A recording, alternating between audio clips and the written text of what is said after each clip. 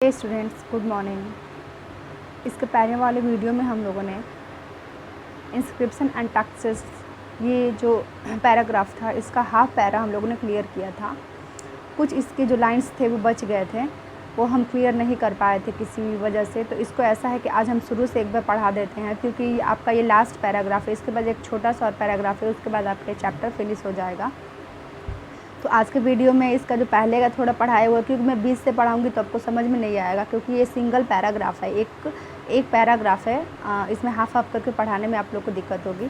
तो मैं शुरू से इसको आज इसको पढ़ा देती हूँ और इसके बाद जो लास्ट पैराग्राफ है वो पढ़ा देती हूँ।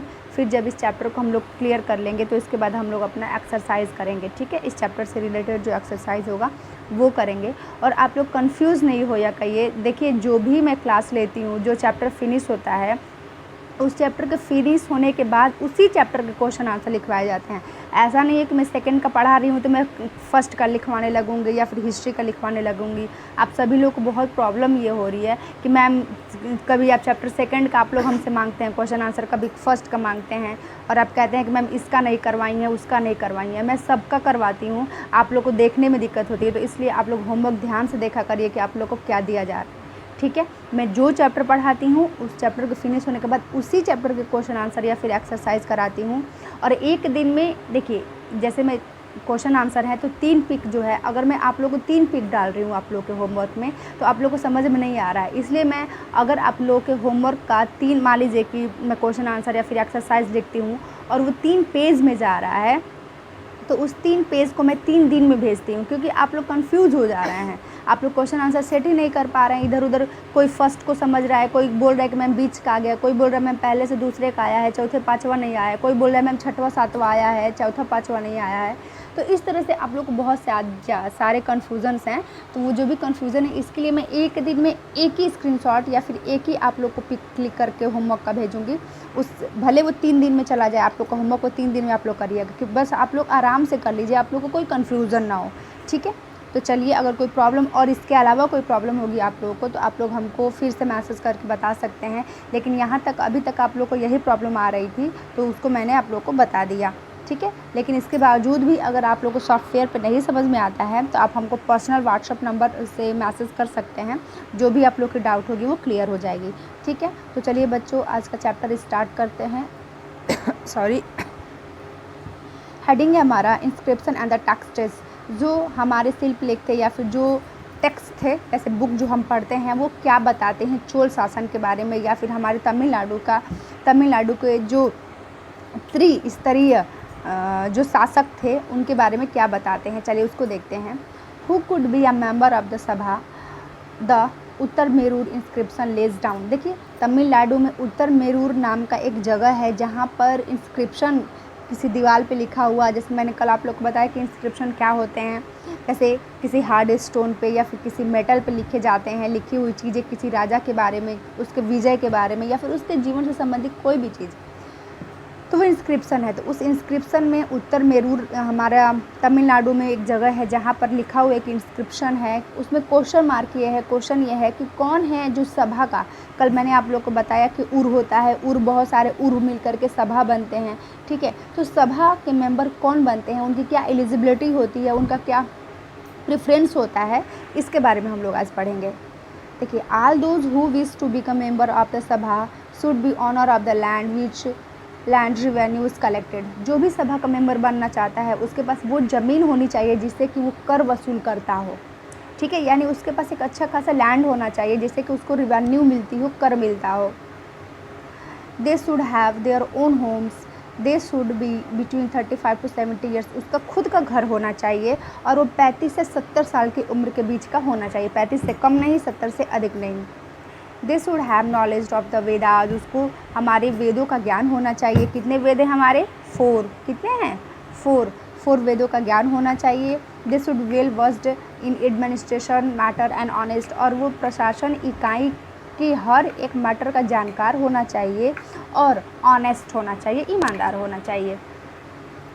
If any one has be a member of the any community in the last 3 year. अगर कोई भी सभा का सदस्य जो बनना चाहता है, अगर वो बीते 3 सालों में किसी भी मेंबर का सदस्य बना है, अगर बीते 3 सालों में किसी भी मेंबर का सदस्य बना है, then he can not become member of the another committee, तो वो फिर किसी दूसरे कमेटी का मेंबर नहीं बन सकता है। मेरी बात समझिए, जैसे कोई इंसान सभा, मान लीजिए सभा में वो आ गया और उसका मेंबर बन गया, तो अब 3 साल तक वो उसी सभा का मेंबर रहेगा। अब वो उस सभा को छोड़ करके दूसरे कमेटी में नहीं जा सकता है।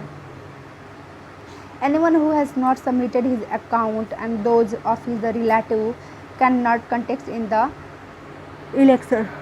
वो लोग जिन्होंने अपना कर कभी जमा नहीं किया हो, या फिर अपना जो अकाउंट हो, या फिर अपना जो खाता हो, जैसे मान लीजिए वो जो ऊर होते हैं वही मिल करके सभा बनाते हैं, तो जो ऊर हैं वो अपने क्षेत्र का जिन्होंने अपना अकाउंट सबमिट नहीं किया हो और उसके रिलेटिव, या फिर उसका रिलेटिव ही कोई ऐसा हो, या फिर उस, तो वो इलेक्शन नहीं ले सकता है, नहीं दे सकता है, नहीं लड़ सकता है, इलेक्शन में भाग नहीं ले सकता है। While inscription tell us about king and the powerful man. देखा, जैसे कि हम लोगों ने देखा जो इंस्क्रिप्शन है वो पावरफुल आदमी और राजाओं के बारे में बताता है। Here is an excerpt from the Periyapuranam 12th century. देखिए यहाँ पर एक और एग्जांपल दिया गया है, पेरियारपुरम, जो 12वीं शताब्दी का एक तमिल वर्क है, which inform us about the life of the ordinary man and women, जो वहाँ पर साधारण लोगों और आदमियों के बारे में बताता है। यानी कि हम लोगों ने बहुत सारे इंस्क्रिप्शन देखे जो बहुत बड़े बड़े लोगों के बारे में बताएगा, कोई सामंत है, कोई वहाँ का राजा है, या फिर कोई शासक है, उनके बारे में इंस्क्रिप्शन लिखे जाते हैं। लेकिन what about that ordinary person who will write about them, उनके बारे में क्या, जो ऑर्डिनरी पर्सन है उनके बारे में, how we will know, how the history will know about that ordinary person, then what they were to do in the Tamil Nadu between the 12th century. 12वीं शताब्दी के अंतरान वहाँ पे जो साधारण लोग थे वो कौन सा काम करते थे, इसके बारे में उनको कौन बताएगा। तो आइए एक और इंस्क्रिप्शन है जिसके बारे में हम लोग पढ़ते हैं। On the outskirt of the Adanur was a small hamlet of the Pulayars, a name used for a social group considered outcast by the Brahmas and the Vedas। देखिए यहाँ पर, जहाँ पर अदूर नाम का एक जगह है, यहाँ पर इससे दूर, यानी जहाँ पे ये गांव ख़त्म होता है, वहाँ पर गांव से बाहर एक छोटा सा गांव रहता है, और वो गांव उन लोगों से जो कि ब्राह्मण होते हैं और जो वेदास को जानने वाले होते हैं, उन लोगों से आउटकास्ट होकर के बनाया जाता है, मतलब उन लोगों से दूर होकर के बनाया जाता है। स्टूडेंट विथ स्मॉल हट्स, और वो कैसे रहते हैं, छोटे से झोपड़ी में, अंदर old thatches and the inhabited by the granian labourers engaged in the manual occupation, और वो बिल्कुल गरीब, एक जो मजदूरी वाला काम होता है, खेतों में काम करने वाले, इन सब छोटे छोटे कार्यों में लथपथ वो इंसान रहते हैं। In the thresholded of the hut covered with stripe of the leather, और उनके जो उनके हर्ट होते हैं, जो झोपड़ी होती हैं, वो छोटे छोटे लेदर के टुकड़े से बनी हुई होती हैं। Little chickens move about it groups, और वहाँ पर छोटे छोटे जो मुर्गी के बच्चे होते हैं वो चलते रहते हैं। Dark children who were bracelets of the black, और वो बिल्कुल जो काले दिखने वाले जो बच्चे होते हैं, black iron were pressing about carrying little puppies, तो वो अपने साथ रहते हुए छोटे छोटे पिल्लों को अपने साथ में लेकर के खेलते हैं। In the shade of the marudu arjuna, ठीक है, in the side of the marudu arjuna trees, जहाँ देखिए पेड़ का नाम है, उस पेड़ की छाया में a female labourer put her baby to sleep, उस पेड़ की छाया में एक वहाँ पर गरीब औरत रहती है जो पेड़ की छाया में अपने बच्चे को सुला देती है, सुलाने के लिए उसको वहाँ पे पेड़ की छाया में लिटा देती है। On a seat of leather, एक लेदर के टुकड़े पे, ठीक है। देयर वर मैंगो ट्रीज, वहाँ पे आम के पेड़ हैं। From whose branches drums were hanging, जहाँ पे उस ब्रांचेस से बहुत सारे फल लटक रहे हैं और लोग बच्चे भी उससे लटक करके खेल रहे हैं। And under the coconut palm, और उस नारियल के पेड़ के नीचे, in little hollow of the ground, और कुछ वहाँ पर नारियल के पेड़ के नीचे खेल रहे हैं। Tiny headed beeches lay after wailing the red crested crowd before dawn calling by brawny Pulaiyar plural of this days work and by day under the shade of the kanji tree. देखिए यहाँ पे बहुत सारे ऐसे जानवर से, छोटे मोटे जो जानवर होते हैं, उन जानवर के बारे में बताया जा रहा है कि कैसे वो चारों तरफ गंदगी फैलाए हुए और कैसे वो वहाँ पर रह रहे हैं। And spread the voice of the way B hired, और वहाँ पर हमेशा चिल्लाहट, मतलब पक्षियों की आवाज़, मुर्गी के बच्चे या फिर कुत्ते के जो पिल्ले होते हैं, इन सब की आवाज़ हमेशा सुनाई दे रही है। Pulaiya women singing as they were husking paddy, और जो वहाँ पे पुलैया वुमेन है वो जो धान पीटने वाला होता है ना, तो धान को पीट रही हैं और धान को पीटते हुए वहाँ पे गीत गा रही है। मतलब जो लोग जो बड़े बड़े राजा महाराजा हैं उनके लाइफ को तो बहुत अच्छा दिखाया गया है, ब्राह्मणों की लाइफ को भी बहुत अच्छा दिखाया गया है, लेकिन जो गरीब लोग हैं ना उनकी लाइफ जो है वहाँ पे बिल्कुल अच्छी नहीं है। ठीक है, चलिए आगे देखते हैं। Do you know women participated in this assembly? क्या आपको पता है कि ये जो सभा वाला असेंबली होता था इसमें औरतें पार्टिसिपेट करती थी? इन योर व्यू आर लुटेडली useful in the choosing member of the community? नहीं, ऐसा नहीं है, इसमें औरतें भाग नहीं लेती थी। ठीक है, चलिए आगे देखते हैं। ये लास्ट पैराग्राफ है, चाइना अंडर द टैगी डायनेस्टी। देखिए इसको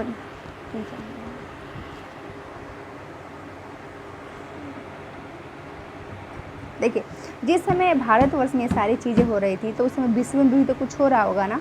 तो 7th सेंचुरी से 12th सेंचुरी की ये बात है। ठीक है, चलिए देखते हैं इसके बीच में चाइना में क्या हो रहा होगा। In China an empire was established under the Tang dynasty. वहाँ पर तंग डायनेस्टी नाम का एक जो शासक है उसने वो इस्टेब्लिश्ड हुआ है कब? 7th सेंचुरी से लेकर के 10th सेंचुरी के बीच में। विच रिमेंड पावर ऑफ अबाउट 300, जो जिसने अपना 300 साल तक अपना पावर वहाँ पर बना करके रखा है। इट्स कैपिटल जाइंग एन, इसका जो राजधानी का नाम है उसका क्या नाम है? जाइंग एन was one of the largest city in the world, जो विश्व का सबसे बड़ा उस समय शहर रहता है। विजिटेड बाई तुर्क, और जहाँ पर तुर्क, ईरानी, इंडियन, जापानीज एंड कोरियन ये सब वहाँ पे घूमने आते हैं, इतना बड़ा वो शहर रहता है। The Tang empire was administered by a bureaucracy. देखिए वहाँ पे ब्यूरोक्रेसी यानी कि एक मत शासन चल रहा है। ठीक है, वहाँ पे किसी एक शासक का ही पूरा अधिकार है। Required to an examination which was open to all who wish to appear for it, और वहाँ पे एक एग्ज़ाम अपीयर किया जाता है और उस एग्ज़ाम में हर एक को अलाउ होता है अपीयर होने का। This system of selecting officer, और ये सिस्टम किस लिए होता है? ऑफिसर्स को चुनने के लिए। And remain in place with some changes, और वहाँ पर और उनके एग्ज़ाम के बाद जो ऑफिसर्स की नियुक्ति होती है कुछ चेंजेस करने के बाद उनको नियुक्त कर दिया जाता है। कब तक? टिल 1911 तक, 1911 तक। यानी जिस समय भारतवर्ष में चोल शासन चल रहा था उस समय विश्व में चाइना की अगर हम बात करें तो वहाँ पे टंग डायनेस्टी थी। ठीक है, तो आज का हमारा ये चैप्टर फिनिश हुआ। इसके आगे कल हम लोग इसका एक्सरसाइज पढ़ेंगे। बच्चों जो नहीं समझ में आया होगा पूछिएगा, वैसे मैंने हर एक चीज़ क्लियर कर दिया है। ठीक है, तो आज के लिए इतना ही। बाय बच्चों।